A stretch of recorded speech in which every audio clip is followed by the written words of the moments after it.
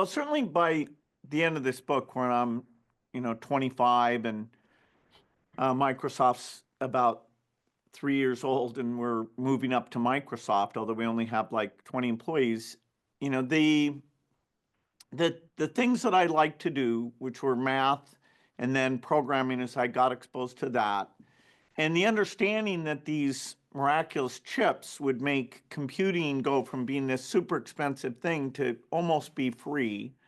And the fact that, I understood the piece of that would be critical, the software piece, because I'd had thousands of hours of different projects where I, was able to say, oh, I'm getting better at programming. And then I was exposed to other people would say, no, you can be even better. And, when you're 13 to 18 and people are challenging you that way, I was just very intense about how do you write great software.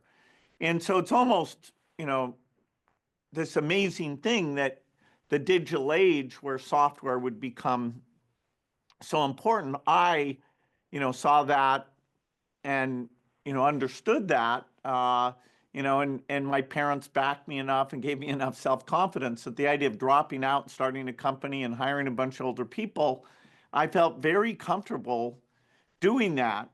So it's in high school as I'm meeting, my two best friends there, Kent and Paul, that's being shaped, a sense of confidence, a desire to sort of be the best.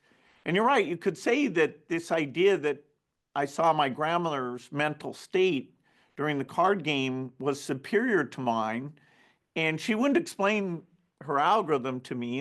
The term algorithm wouldn't have made any sense to me, but I said, wow, she's got a state machine. All the cards that have gone by are creating a decision process for her about what to do. And why can't I do that? And eventually I was able to do it even slightly better than she did.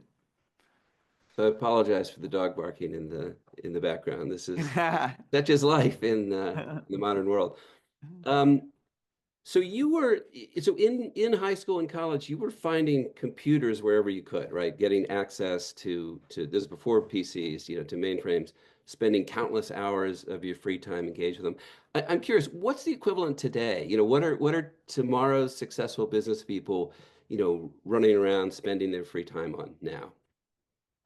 Well, I suppose the only thing that's scarce now is gigantic clusters that you can train or run big AI models on. So there's a lot of scientists at universities who are like, gosh, I have data, I have insights, but I don't have access to those tools. And so you have this incredible scramble today as the digital age moves from computation to sort of matching or exceeding human intelligence. And so, you're lucky if you get access to those things. But, it's hard to overstate how small the industry was in those early days. That, the computer business, okay, there was IBM and there were a bunch of small companies. But the people who saw the personal computer coming, was a few thousand people. I mean, we could get everyone together and, Steve Jobs would be there, I would be there. But, we were a very small band. Today, as you look at, okay, what's this next level of AI, you've got, millions of people all over the world. And so it's less of a band with a secret, than it is kind of a rush, almost a gold rush type atmosphere.